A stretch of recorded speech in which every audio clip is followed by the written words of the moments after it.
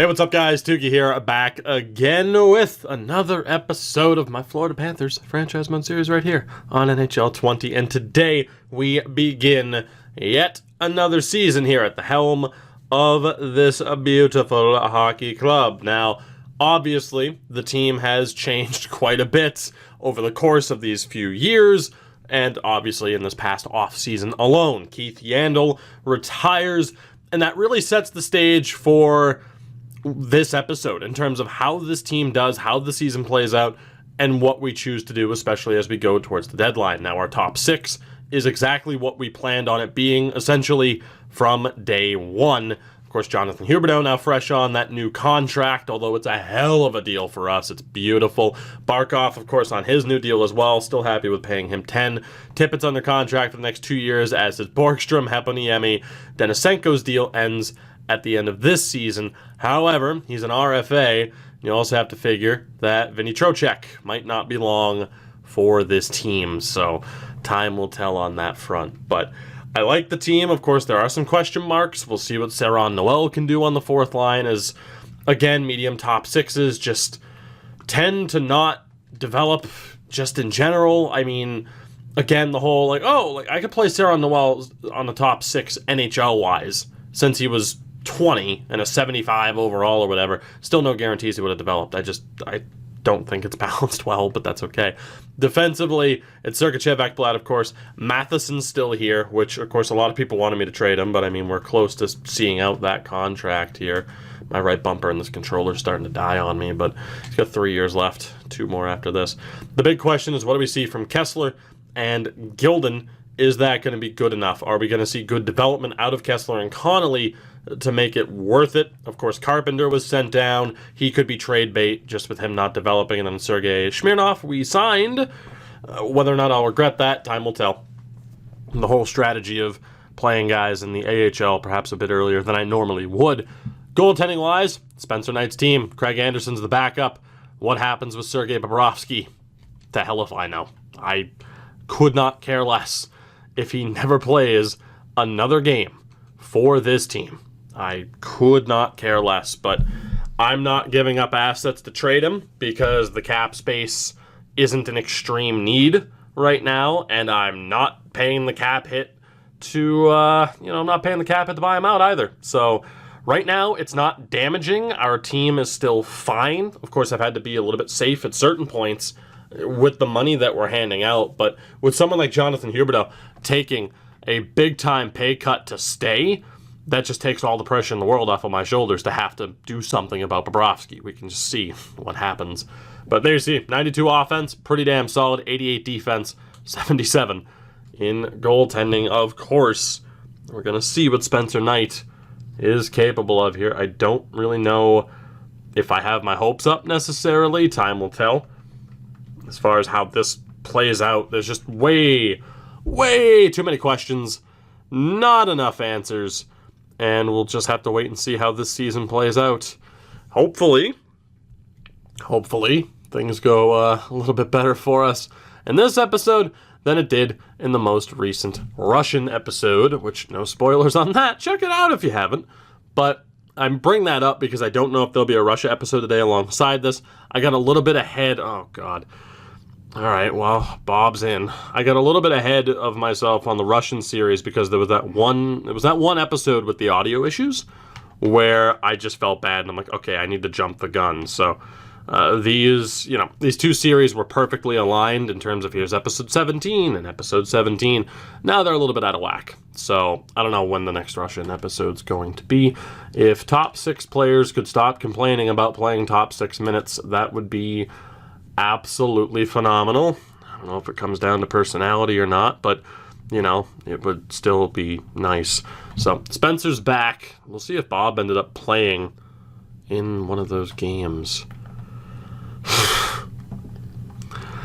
He did. And he had that type of performance. He is still going right back to being a healthy scratch. Craig Anderson's 2-2, or not 2-2, he's 2-0. On the season, 2 for 2 in terms of starting games and getting a win. So we'll continue to have him be the backup. Borgstrom, happy I kept my word, which, cool. I guess. We literally changed nothing. He's like, I'm happy about the ice time now, boss. The good thing is, 9-2-1 through our opening 12 games of the season. However, Ottawa is crushing it. Now, Huberdeau, 18 points in 12 games. You want to talk about crushing it again, fresh off of a new contract. We saw Sasha Barkov completely fall apart when he was given a new deal. He has 15 points so far this year. Owen Tippett doing well on the top line. Second unit doing really well, especially Denisenko.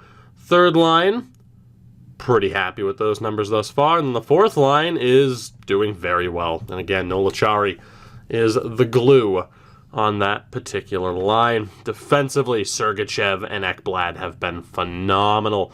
Matheson's been solid. Kessler, Connolly and Gilden's been fine so far. So I am in no rush. Spencer Knight only a .906 save percentage ultimately. But I am in no rush to make major changes. But what I am in a rush to check is what the state of the captaincy is, because Yandel had a letter. Did he not?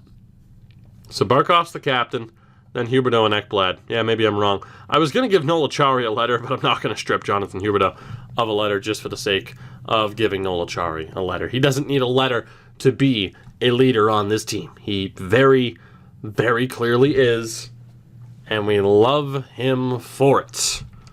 We love him for it. So let's go ahead and sim through the month of November here. We'll see if we can keep up what was a pretty damn strong start to this season as Cal Clutterbuck goes down to injury in the AHL with Springfield. Again, hate the T-Birds. They should still be the Portland Pirates, but they're not. But that's okay, because I got the Maine Mariners out of it. Now I have a sick hockey jersey. Actually, I have both Mariners jerseys, which is good. Support the Maine Mariners of the ECHL, because you should, and I said so. Brock Kessler has broken his leg. Well, that's one hell of a way to derail a rookie season, now isn't it? That is a tragedy. Let's see who we can call up here to see if anyone fits better on that second pairing now, because we know Gilden and Connolly fit in well in that third pairing. I think we're going to call up Carpenter, and we're going to see if he's a fit on that second line. I hope so, because this might be his last chance to really make an impact on this team. We know he doesn't fit in well in the third pairing. A couple of our guys don't, including Riley Stillman. Okay, Carpenter's a decent fit, so he'll be playing with Matheson now. And then down in the AHL, it's going to be... it's gonna be Zach Redmond. It's gonna be Zach Redmond. I don't necessarily want to go best lines for everything though. Can Smirnoff fit on that top unit? He can. Redmond swap out with Alos. Perfect. Very, very good. So we march on. Clutterbuck's healthy. Don't really care. It's not an extreme need to fix that right now, as things are continuing to go well for the Cats. All things considered. Oh boy, these morale meetings are just kind of tedious at times, aren't they? And that makes no sense. Like, hey, I have confidence you'll snap out of it. I don't know, coach. Okay, yeah, maybe you're right. Maybe you won't. Like, what? Vinny Trocheck goes down to injury. It's only going to be for a couple of days, so Jonathan Ong will take a spot on that third line for the next game or two as a losing streak to end the month. Nearly sees us fall out of first place. Ultimately, it doesn't. 18-7-1 is still a spectacular record. 2 points clear of Ottawa, although they have a game in hand, so I guess really we're not 2 points clear. Owen Tippett, by the way, leading this team in points, which is a very welcome sight. 30 points in 26 games for Huberdeau. Barkov not doing too bad, point a game. Very happy with that. And then Tippett, of course, over a point a game. So that top line is delivering. Borgstrom only 13 points. Yeah, he's underperforming. He's underperforming. That's not great. 16 points for Hepmadiemi, 22 for Denisenko. So there is the question, especially with Trocheck, that, you know, we could move Heponiemi over, trade Borgstrom. That's a possibility as we continue on with this season, especially when you talk about, well, you could bring in another surefire top four for your defense core, but I really don't want to give up on Borgstrom. Third line, Dryden Hunt, just 9 points. That's okay. Ong hasn't done much with this opportunity. Logan Hutsko is still doing okay. 10 points and a +4. And that fourth line, Noel's doing very well for himself. Achari's doing great.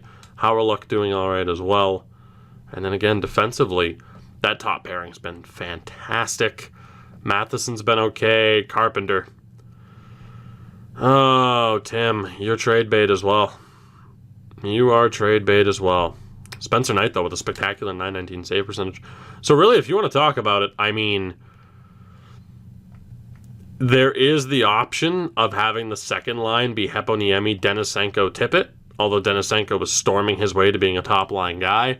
You package Borgstrom together with Carpenter because it's just not looking like it's going to happen for him. And we bring in a different option in the top six. That is very much a possibility. And we talked about that as far as the different amount of options that we have with this team. It just all depends on how things play out.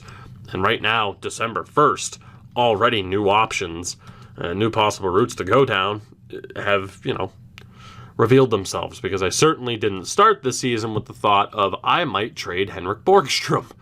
But ultimately, that could prove to be the right decision, even though we began this episode with the thought of, hey, how long is Vinny Trocheck going to be around for? Because of how much money he's making. As Heponiemi is also complaining about how he's played lately. I'm not certain I can snap out of this. Okay, we'll figure it out on your own. It's like, no, I just keep going back and forth with you and saying, no, you're going to snap out of it. Speaking of snapping out of it, we've lost 5 straight games now. I was about to say 4. Easy to transition to 5. Make it 6 straight losses. 7 in a row. 8 losses in a row. And we finally snapped the streak against Detroit.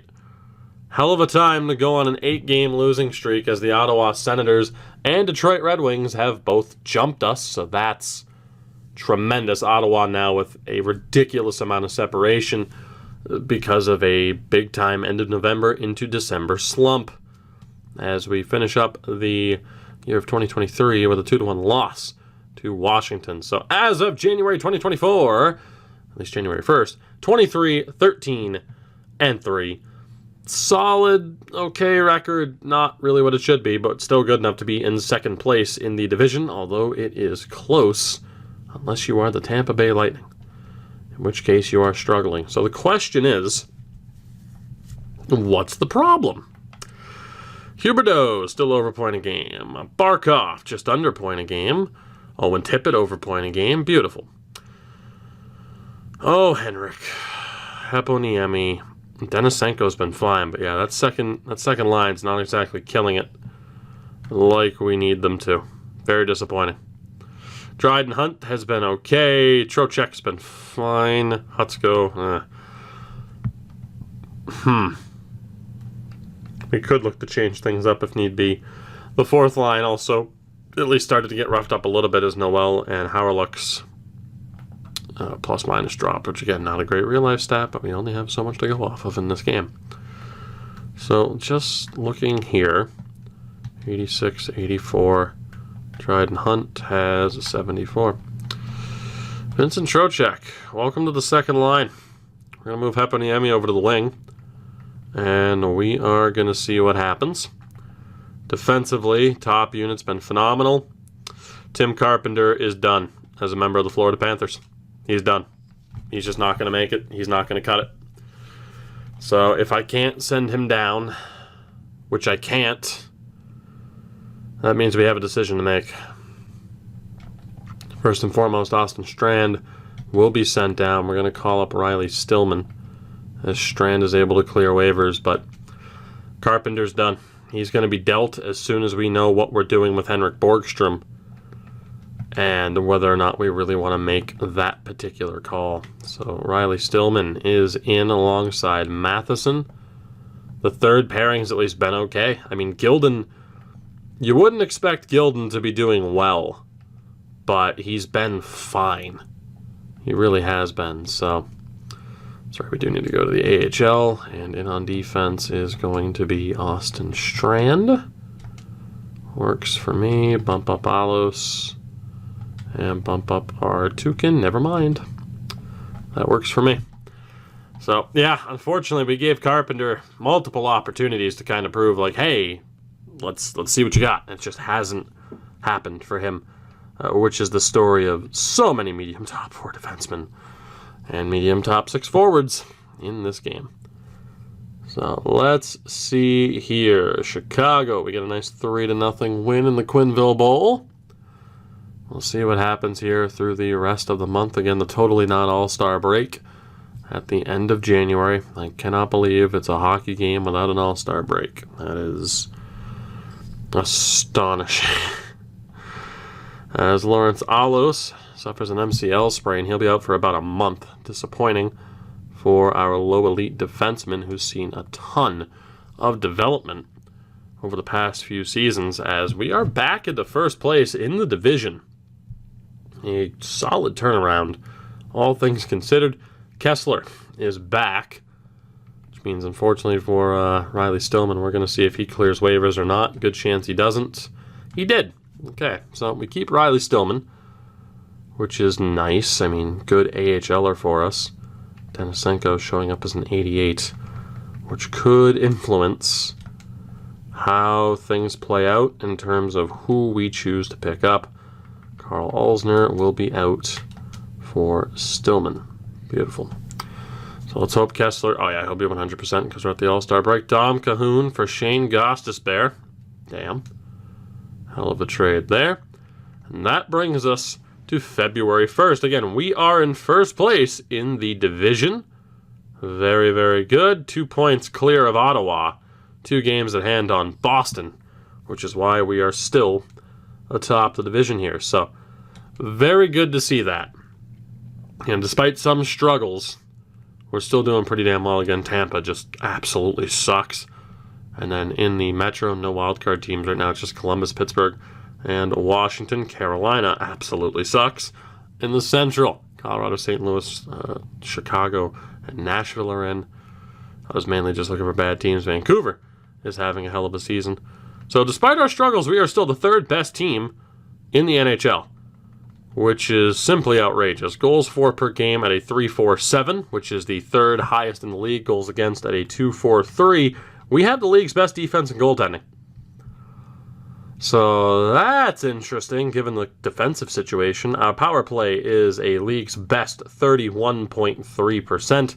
Our penalty kill at 84.3%, which is tied for 4th best in the league. So everything's going well for us, despite us having some problem players, which of course raises the question over what do we look to do in terms of additions.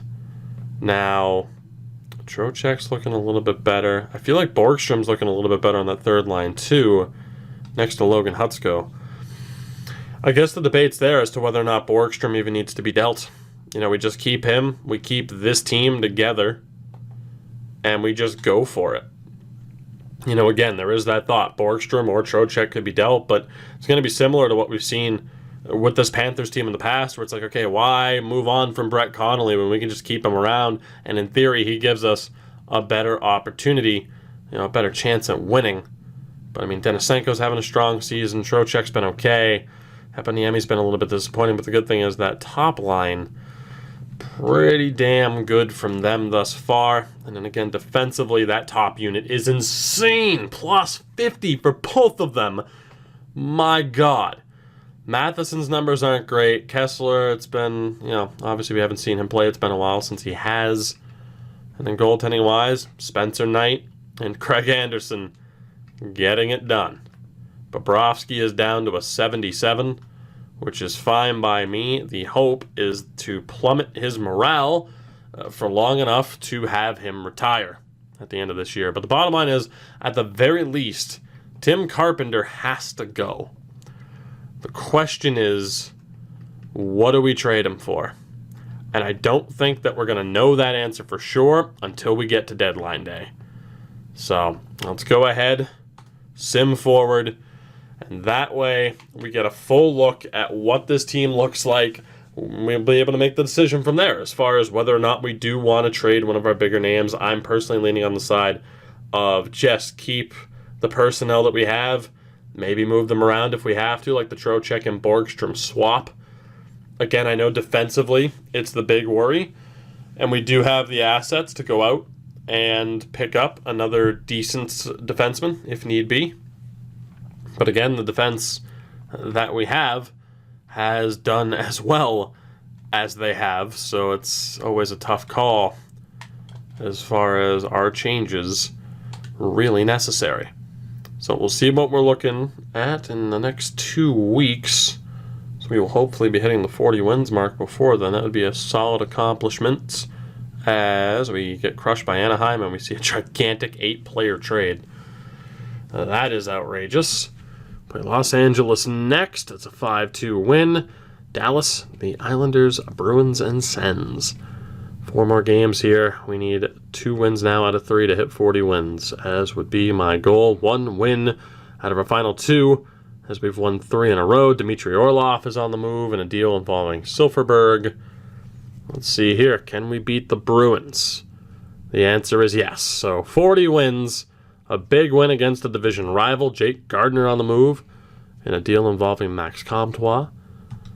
As we are not able to beat the Sens. Rocco Grimaldi is on waivers. I mean, no real reason to not claim him, but I'm just not going to, just in case. As we beat Ottawa as well. Tremendous. Great winning streak. Although Buffalo is ahead of us right now, we have a game at hand. They are 1 point ahead. So the Sabres continue to be a thorn in my side. But as of deadline day, 41 wins. We've won 8 out of our last 10. So things are looking very good on that front. And one more look at the team here. So Jonathan Huberdeau, 67 points in 62 games. Tremendous. Sasha Barkov, 54 points in 62 games. Not as great for the $10 million man. Owen Tippett, though, has been phenomenal. Phenomenal. 65 points in 62 games, 36 goals, 27 was his career high in his second year. Absolutely fantastic. Heponiemi, 38 points in 62 games, not quite where we'd want him to be. Vinny Trocheck as well. Numbers are fine considering he's been middle 6. Grigory Denisenko has been tremendous. 28 points for Dryden Hunt is phenomenal for a third liner.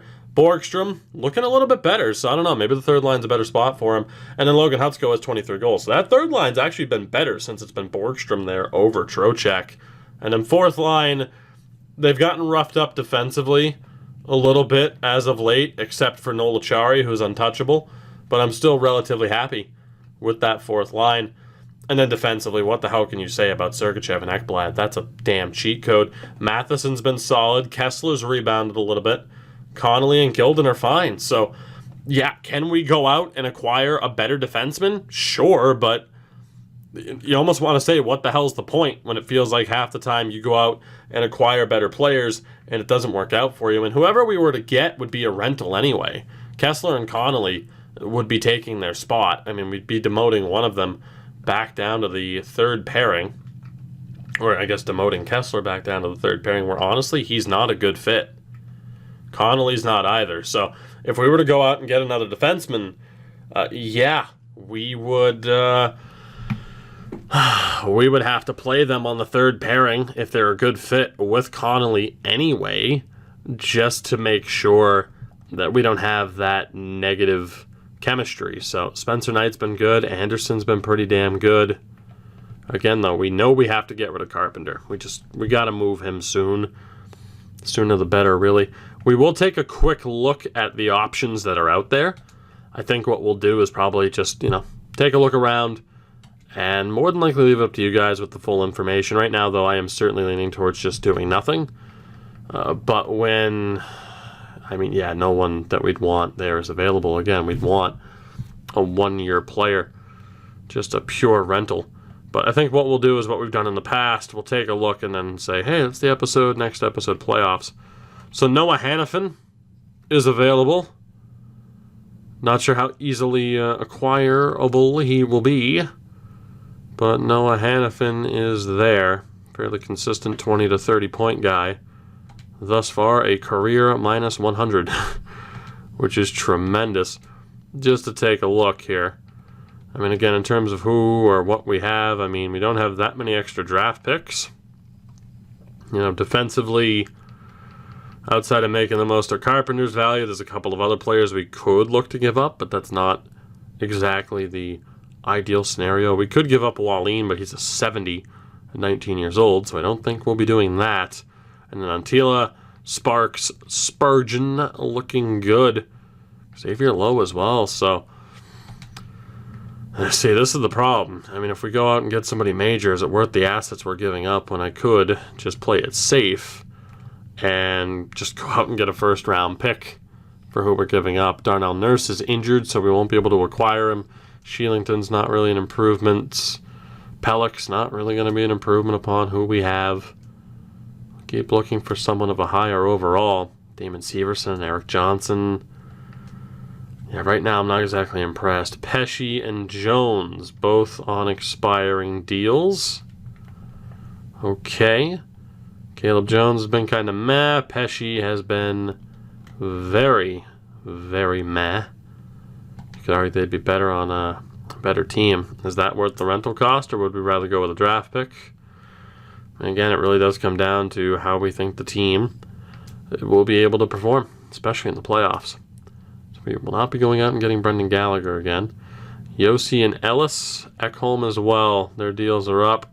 None of them will be acquired because they all have term beyond this year.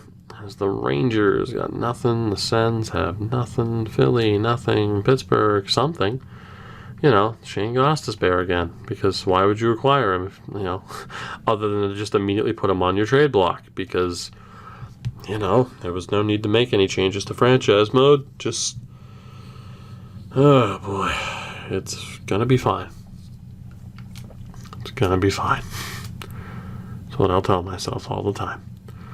So in terms of options, there aren't many. Noah Hannafin is probably the one that stands out. So I'll still give you guys an opportunity to let me know what you think, but unless there's an extremely compelling argument, I just say we trade Carpenter for a draft pick just to get the most out of his trade value, and then this team is good to go. Because again, we know in the minors that we do have players that could be called up if need be in case of injury. You know, Cole Schwint, Cliff Poo, even, you know, some of the more established guys that we have just to make this team better. You know, they could be called up. Defensively, Smirnoff, Stillman, we do have options. And then again, goalie-wise, it's not perfect in theory, but we're doing the best we can. And that's all that matters as we continue to see if Spencer Knight is going to develop. So that'll do it for this one. I hope you did enjoy another strong regular season effort from the Panthers thus far, to the surprise of absolutely nobody. Just what the hell is going to happen once we get to the playoffs? What is this team going to look like as well? We'll find out. Looking forward to seeing your suggestions down in those comments below.